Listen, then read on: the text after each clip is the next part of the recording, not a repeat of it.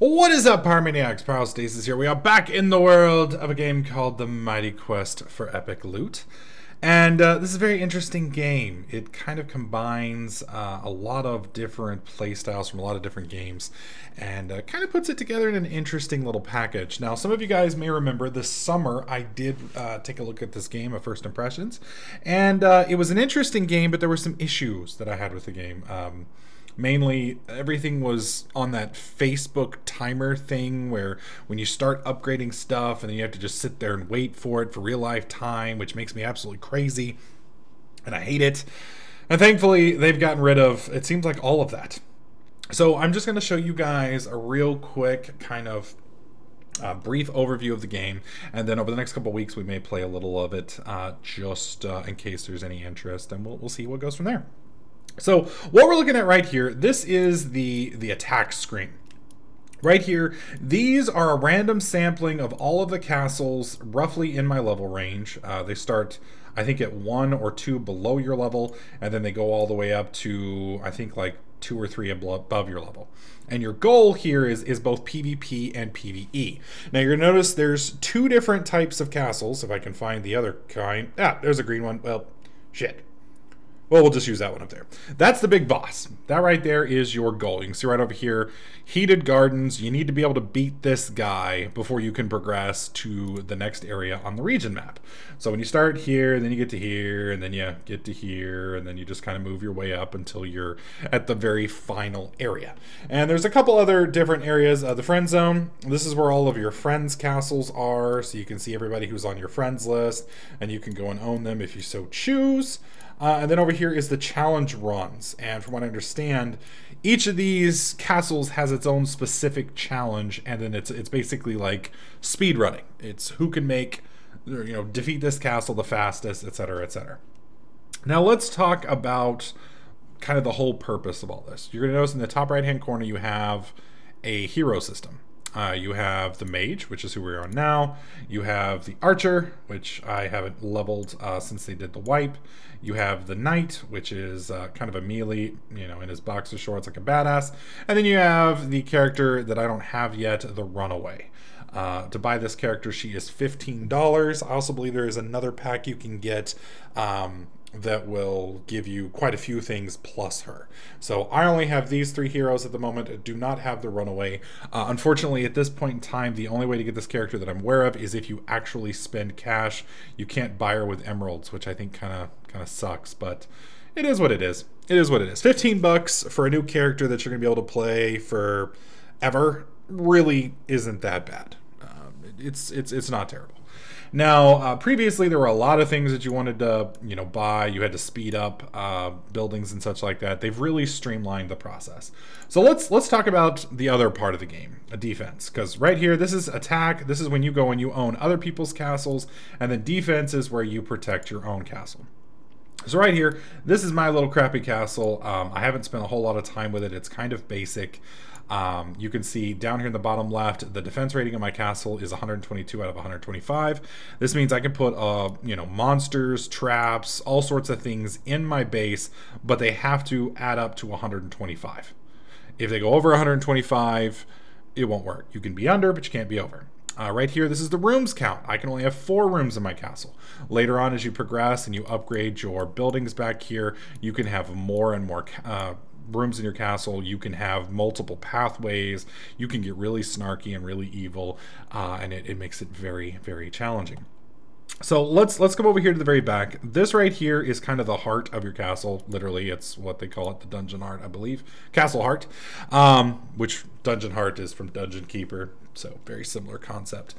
This right here is basically your headquarters. This right here is your loot storage. So it affects how much gold you can hold. This one right here shows how much life force you can hold. And then you've got all of your different buildings here. Since the wipe, I haven't really gotten back into it and built all of this stuff up. Still working on it, but I'm getting there. So let's talk about the blacksmith. The blacksmith right here, this is where you craft some basic gear. So you can get gear one of two ways. You can either purchase it from the blacksmith, or you can run other people's castles until you get it as drops. There's also a variety of little upgrade things you can use right here. These will give you bonus gold, bonus life force, and bonus item drops. So you can get your gear a little bit faster.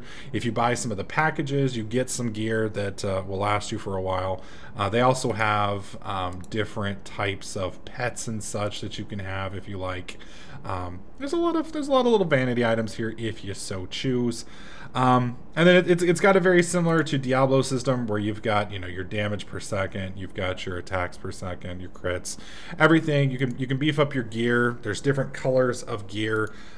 Each of these different gear pieces kind of goes up in a scaling system. So the lower end items are, I believe, blue. Then you've got yellow, green, orange, and I think purple. In beta, when we first started out, some of the blacksmith items were absolutely ridiculous. Now they seem to have kind of toned them down just a little bit. They are in specific level ranges. They're not purple items. They're about yellow. So if you actually run the dungeons, you're going to end up with gear that is probably a little bit better than what you would get at the blacksmith. The blacksmith is kind of there when you first get into the level range. You purchase it to kind of have a starter weapon. It gives you kind of an edge, and then as you run through the dungeons and clear the different castles, you get a little bit better set. You can also buy armor, jewelry, and then obviously the buyback. You can sell your crap that you don't want back to the blacksmith, and he'll provide you with a little bit of gold. You've got the architect. The architect is what allows you to build your machinery, which would be, at the moment, I think the only two things are the gold mine and the life force mine. There may be stuff later on. You've also got the different rooms that you can have in the castle. And you can see there are quite a few different rooms. There's a ton of different layouts. Every single one of these pieces can be picked up and moved. So for instance, let's say I don't like this building piece here. I can pick it up, I can move it. You can rework and reorganize to your heart's content, and you can change the way everything lays out. You can change the way it all works, etc., etc. Now, one of the other things you've got is, and this is a drastic improvement from the last time I played it back in, I want to say September, maybe October. Back then, you had aggro ranges in circles.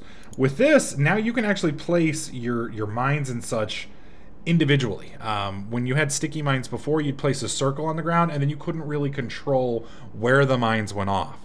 So you were pretty much in the area that you wanted to be, but you couldn't like guarantee that somebody that was walking down this hallway was going to hit it. Now you actually spend each individual trap, so you can kind of stagger step them all the way through. You can set them in a line. You can do whatever you want. The other nice thing is there doesn't seem to be a grouping mechanism anymore. Like, you can only have so many monsters in one area. I may be wrong about this. It may be just because I only have the crappy beginner monsters, but it seems like you can have a lot more creatures in a confined space. They've also added these little power-up traps, and the way they basically work is you drop this down and it buffs all of the other traps that are in the area. So you lay out your traps that you've got, and then you drop one of these things and it makes all the traps better. Now, one of the things you guys are going to notice is over here, this one's got a Z over his head, that one does, and that one as well. The reason that is, when you make any modifications to your castle, and we're going to go ahead and do this real quick, because I don't like where these guys are positioned. I thought they were going to be pretty good, so we're going to go ahead and move him. Let's move you. Come here, buddy. We're going to drop you here. We're going to pick you up. We're going to put you here. Well, put you right there. And we'll pick you up and put you, well, no. That's not close enough. We need to have him in an area that somebody's definitely going to have to play with him. So we've got him there. Now you're going to notice that we've got some different effects here. Fist of Rage is combo punches, we've got floor punches, and we've got charge. One of the only things that I really kind of have a beef with is, as far as I can tell, there is no way for me to alter the way like I can't set this guy to tackle and then this guy, whoops, and this guy to charge, because if I do, each time I set it, it sets it for all of them. The nice thing is, if you have a million little creatures like this, you can easily set them up, but like I said, the bad thing is you can't really utilize them the way you might want to. So we've got all these set up. I've got these guys. I had them summoning, but they're not quite high enough yet to where they live long enough to summon. So I'm going to switch them over to healing and see if I can get them to actually heal these guys. Now, one of the things we can adjust is the Aggro Radius. Hold Alt and move mouse to move Aggro Zone. So if we hold Alt, we can kind of move the Aggro Zone for these monsters just a little bit. Now, I believe there's a maximum area that you can do it in, maybe. Let's see. Hold down to use one message and change the Aggro Zone. That does not seem to be really working all that well. Oh, yeah, it is.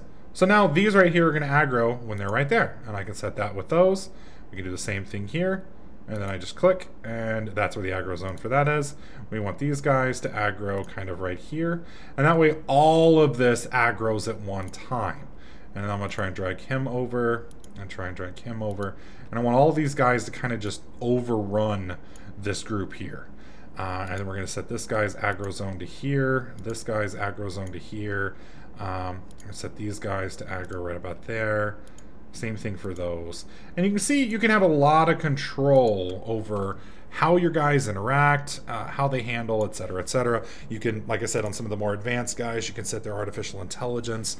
I mean, it's not huge. It's not tech. You know, like you're not gonna be able to make fucking Terminators from, you know, the future and figure all that shit out, but it still helps out a little bit. I mean, you're going to be able to set up some pretty nice stuff. Now, my base right now is pretty easy. I've got very basic creatures, very basic levels.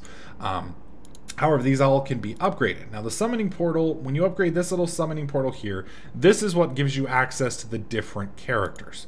So you can see we've got all these little guys here. I've got all these traps here. Now, you can see a lot of them are locked out. I have to level these up. I have to level the summoning portal up, and I'll gain access to new creatures and new traps. There's also the research lab. Now, the research lab is where you actually make these guys a little bit better. So, you know, let's say your Snotter sucks balls. You can upgrade him a little bit if you want, and you pay that money, and his damage goes up. Now, you got to be careful, because if you raise them too much, it's going to change the way your point scales work. So you got to be careful with that too.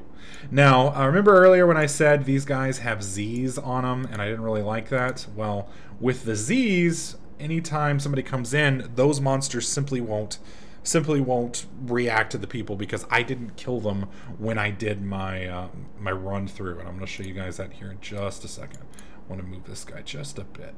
Put him there. He's a derp, but that's fine. Okay, so now I've made some changes to my aggro ranges. I've made some changes to some of the champions in here, or the monsters, whatever you want to call them. And I leveled the derps, or not the derps, the Snotters. The Snotters are now level 2. That's going to give them a little bit more hit points, a little bit more damage, a little bit more survivability, etc., etc. So all of these changes are not live. They haven't taken effect yet. For them to take effect, you actually have to come down here and push this button that says validate your dungeon. And basically you run through your own dungeon, you have to kill your own stuff, and then your time is basically the benchmark for what you've got to run. So let's go ahead and do this real quick. Oh, we have our little dragon pet. That's awesome. All right, so the timer doesn't start until that gate comes down. As soon as the gate comes down, you can see the timer in the top right is now ticking down. The timer that you're seeing there is my previous run through. It is not valid really for this one, but I think that's the starting spot off. All right, so we've murdered everything here. We're gonna get snared, except we managed to get through it. Drop this. I think I actually somehow managed to make my dungeon worse. Oh! Hello, Broseph. I did not see you there. Did not see you there, good sir. And one more group. Shit. Well, I managed to get out of the way of that, thank God. And we need to kill all of the little areas here. You can see in the upper right hand or upper left hand corner, it says that I've destroyed all creatures, and I've destroyed one of the mines. So we want to come over here and we want to pop this last mine real quick. And there we go. And now we got to get out of the dungeon. So you may want to run this a few times, because the lower you get your timer, the harder it is for somebody else to get your dungeon done. So if your timer is really, really high and it takes you like 15 minutes to clear your own dungeon, all you're doing is giving the enemy a much easier rotation through your area. So now that I'm set at 116, I believe that's where my timer is. Yep, and you can see right here it sets at 116. So the next time somebody comes and runs my dungeon, they have to hit 116 or better to get the access to my chest back here. If they don't, then the shield comes down, covers my chest, and they can't touch my money. Coincidentally, if you don't destroy all of the mines that are here, right now I only have 2, later on I'll have many. If you don't destroy all the mines, you lose out on 1, and just completing the dungeon gives you another. So your maximum possible stars for completing a dungeon is 3. So obviously you want to get 3 stars and do as well as you can. Now, I mentioned earlier that people can come and attack your area. You can see right here, this, well, where is the, I think it may be off at the moment. Yeah. I'm not sure if I can still pull it up.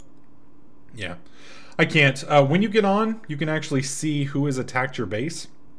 I'm going to see if I can, yeah, right here. You can see all these guys have attacked my base recently.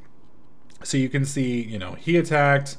You can see how many stars he got. He got 1 star. Not a real big deal. I only lose 20% of my crowns. You know, it sucks, but it's not that big a deal. This guy got 1 star at 6. This one got 2 stars, that's 5, etc., etc. And this guy just flat out owned me. You can also see what level their hero was when they ran it, how many potions they had to use, etc., etc. And then if you don't like them, you can go through and you can attack their castle. You can send them a, you know, nasty gram, or you can view their profile. You can also watch how they did your dungeon. So if you're curious, you know, man, how did they get past that? You know, what did they do? You can actually pull up the whole replay. You can watch from their perspective, see all of their skill sets. You can see how they went about doing it, and you can even pause it. You can kind of take a look, you know, see what slow-mo version you need, or if you just want to get through it fast and just kind of see it real quickly, you can kind of just see how they cleaned it up real fast and what they did, etc., etc. So that gives you a nice little setup as well. Kind of gives you that extra little bit of tidbit of information that you can use. But I don't know, overall I think my favorite aspect of the game that used to drive me crazy was the upgrade system. Back in the day when you upgraded, you had to wait hours for it to complete. So like if you were going to go from 7 to 8, it would take, you know, 8 to 10 hours. Or you could use gems to speed the process up.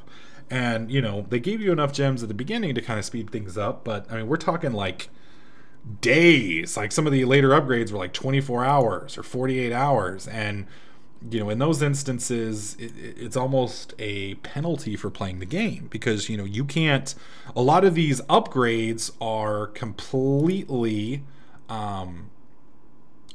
dependent on other upgrades. So if you can't get your heart upgraded, then you can't get this, which won't let you do that, and then, you know, you can't upgrade your defense, etc., etc.